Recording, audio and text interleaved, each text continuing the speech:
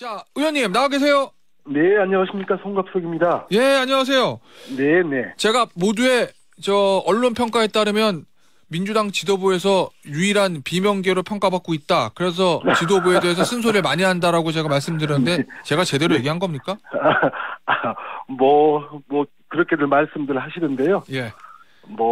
내부적으로도 같이 민주당을 걱정하고 있는 거기 때문에요. 특별히 크게 옳다 그러다 이럴 문제는 아닌 것 같습니다. 네. 알겠습니다. 자, 어제 김은경 네네. 위원장이 이러다가 다 죽겠구나라는 마음으로 수락을 했다. 뼈를 네. 깎는 쇄신이 필요하다. 이런 표현을 네. 했는데 김은경 위원장의 얘기를 들으면 대대적인 혁신과 개혁이 있을 것 같은 기대를 좀 가지기는 합니다. 네. 비명계 최고위원으로 보셨을 때 김은경 혁신이 기대가 크십니까? 걱정이 크십니까? 저는 기대가 큽니다. 예. 네. 어떤 점에서 그렇죠? 예. 네, 어쨌든 저희 당 상황이 지금까지 국민 눈높이에 맞지 않는 여러 가지 문제가 있었고요. 예. 그다음에 저희 당의 전통적으로 상대적인 도덕적인 우위와 또 가치를 바탕으로 해서 명분을 가지고 해온 정치였는데 그런 것들이 근본적으로 흔들리고 있는 상황이기 때문에 성역 없이 어떤 문제에 대한 제한 없이 전면적으로 당을 한번 들여다볼 기회가 반드시 있어야 된다라고 생각을 했기 때문에 그런 시점이 마지막 시점이 온 것 같고요. 그런 점에서 저는 많은 기대를 가지고 있습니다. 알겠습니다. 자, 혁신위원들 명단이 어제 발표가 됐는데 혁신위원 명단이 발표되면 어떤 사람들인가 언론에서 분석하지 않겠습니까? 네, 분석 기사들을 맞습니다. 좀 보면 여러 가지로 이재명 현 대표하고 좀 연관이 있는 사람들이 많아서 네. 비명계 쪽에서는 불만을 가지고 있다 이런 보도가 있던데 송갑석 최고위원은 어떻게 보십니까? 어제 혁신위원 명단. 어쨌든 혁신위원 명단 중에 저희 당내에서 추천한 두 분의 명단을 빼놓고는 모두가 다 혁신위원장께서 선임한 명단입니다. 그래서 저희는 어제 발표되기 전에 하루 전에 오후 늦게 최고위원회에서 제안된 명단을 살펴봤는데요. 일부 한 두 분 정도 위원께서 이재명 대표가 후보 시절에 지지 선언을 하거나 이런데 이름을 올린 건 맞는데요. 그것은 민주당 지지 성향이기 때문에 이름을 올린 정도인 것 같고요. 특별히 이재명 대표, 우리 당의 여러 후보나 또 주요 인사들 중에 이재명 대표만을 배타적으로 지지한다거나 그런 느낌으로 보이지는 않았습니다. 그래서 물론 우려야 있을 수는 있지만 그런 정도가 이 혁신위 활동을 할 만큼 이렇게 심각하거나 경도돼 있다거나 그런 느낌은 못 받았습니다. 자, 알겠습니다. 어제 김은경 위원장이 했던 얘기를 중심으로 해서 좀 이야기를 나눠보고 싶은데요. 어제 구체적으로 나오는 발언들 보니까 윤리정당으로 거듭나겠다 이런 얘기를 했습니다. 돈봉투 의혹에 대해서 진상조사를 하겠다 이렇게 선언도 했는데 근데 사실은 이 돈봉투 의혹 진상조사에 대해서 처음에 터졌을 때 당 지도부에서는 현실적으로 어렵다 이렇게 얘기하고 진상조사를 손을 놨던 측면이 있는데요. 이 혁신위 차원에서는 어떻게 이걸 진상조사할 수 있을까요? 일단은 돈봉투 문제를 첫 번째로 중심으로 해서 보겠다라고 말씀하신 거에 대해서 저는 크게 문제의식은 없습니다. 일단은 지금의 혁신위가 출범하게 된 최초의 계기가 돈봉투 사건으로부터 비롯된 윤리적인 문제에 대한 질타 이런 것이었습니다. 그래서 저는 자세한 내용은 모르겠지만 전반적인 문제라고 생각을 합니다. 예를 들자면 돈봉투 문제 자체도 문제지만 그 돈봉투 문제가 터졌을 때 당은 어떻게 이 문제에 대해서 대응했는가 이런 것까지를 총체적으로 보면서 당의 윤리적 기준이랄지 또 당의 시스템이랄지 이렇게 저는 접근하고 있는 것이 아닌가라고 생각을 합니다.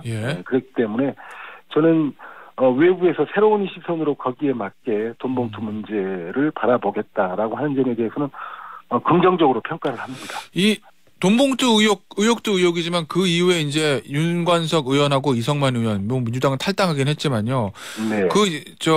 검찰의 구속영장 청구가 국회에서 체포동의안 부결되면서 또 방탄 정당이다 뭐 이런 얘기가 나오지 않았습니까?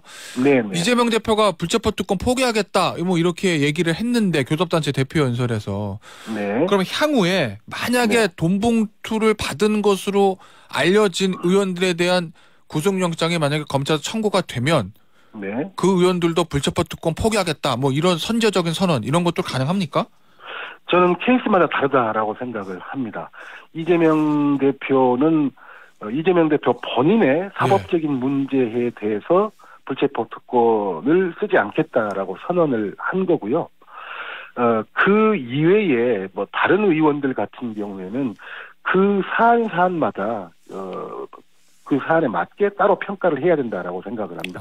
일률적으로 모두 불체포 특권을 쓰지 않겠다라고 하는 것은 조금 지금은 성급한 면이 있다라고 봅니다. 그러면 대표는 그렇게 얘기했지만 그건 대표 개인의 문제고 각 의원들은 본인에게 구속영장이 청구됐을 때 거기에 맞게 케이스 바이 케이스로 개인적으로 알아서 판단한다 이런 취지신가요? 개인적으로 알아서 판단한다는 아니고요.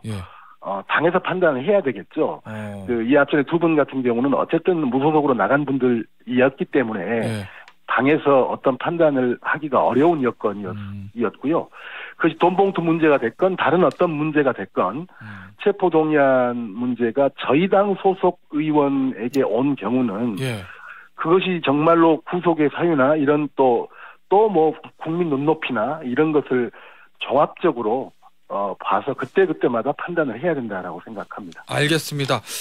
자, 공천 얘기 좀 해볼게요. 야, 이거 뭐 뜨거운 감자인데 어제 김은경 위원장 얘기를 보면 공천 과정에서 현역 기득권 체계를 혁파해야 된다.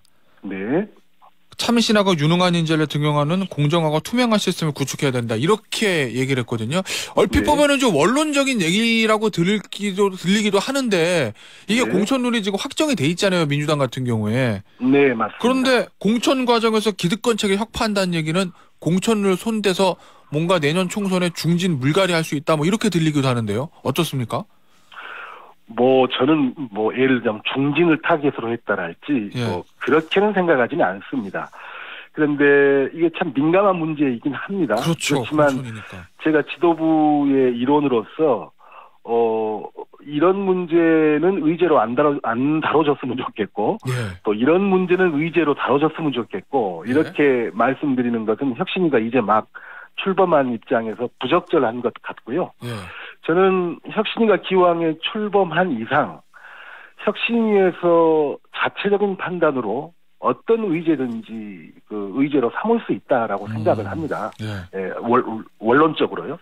근데 이제 이 공천 문제 같은 경우는 결국 그 당 내에서 할 수 있는 문제가 있고 전체적인 정치 시스템으로 할 문제가 있는데 그런 것들을 한번 잘 가려서 혁신위 내에서 살펴봐야 되지 않을까라고 생각합니다. 그 일부 원외 인사들이 그런 주장했었잖아요. 3선 이상 동일 지역 출마 제한, 30% 컷오프 이런 것들 이게 다시 혁신위 차원에서 논의될 수 있다고 보십니까?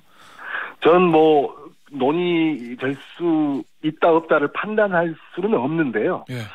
근데 동일 지역구 3선 이상 출마 금지 이런 문제는 정말로 물론 이제 저희 당에서도 지난번 대통령 선거 과정에서 나온 이야기이긴 하지만 그런 식의 접근은 저는 그렇게 별로 바람직스러운 접근은 아니다라고 생각을 하는데요. 어쨌든 그런 문제를 포함해서 그 또한 혁신위에서 차분하게 여러 가지를 두루 살펴보면서 논의할 수 있다라고 생각합니다. 알겠습니다.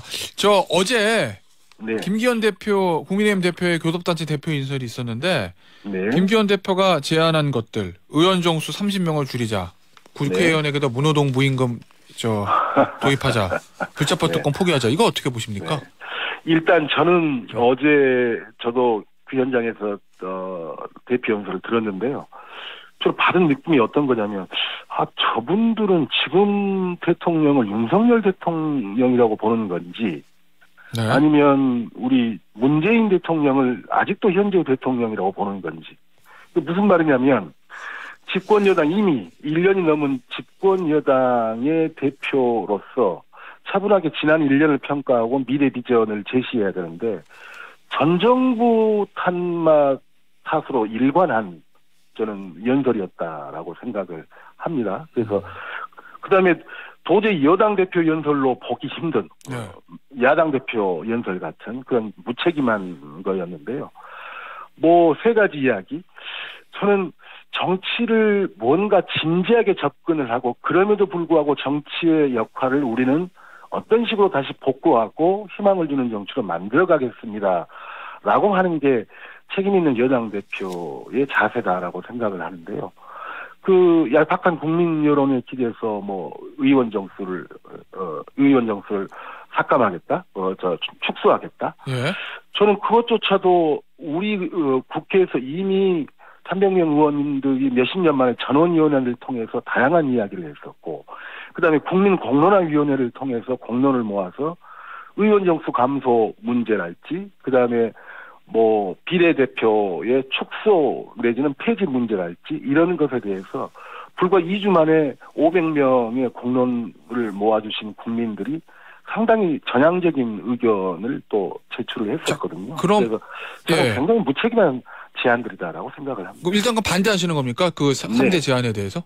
네, 맞습니다. 알겠습니다. 자, 마지막 질문 될 것 같은데요.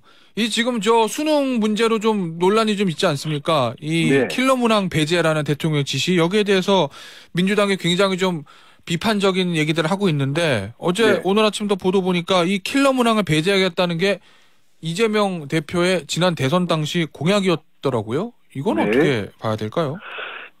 단순히 좁혀서 킬러 문항의 배제, 이것 자체로만 놓고 본다면 이걸 중심으로 해서 많은 논의들이 저는 가능하다라고 생각을 합니다.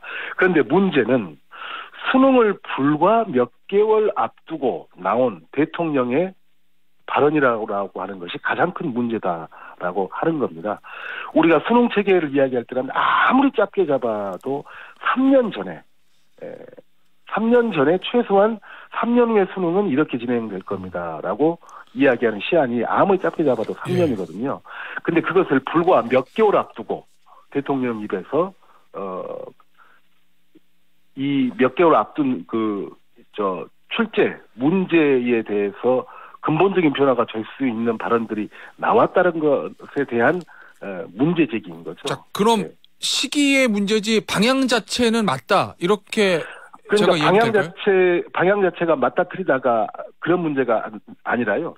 킬러 문항 자체를 없앤다, 그대로 유지한다라고 하는 문제는 전체적인 우리 그 입시 제도의 문제랄지 또 시험의 시스템의 문제랄지 이런 것들이 종합적으로 보면서 접근해야 될 문제다라고 하는 거죠. 알겠습니다. 오늘 인터뷰는 여기서 마무리하도록 하겠습니다. 지금까지 더불어민주당의 송갑석 최고위원이었습니다. 감사합니다. 네, 감사합니다.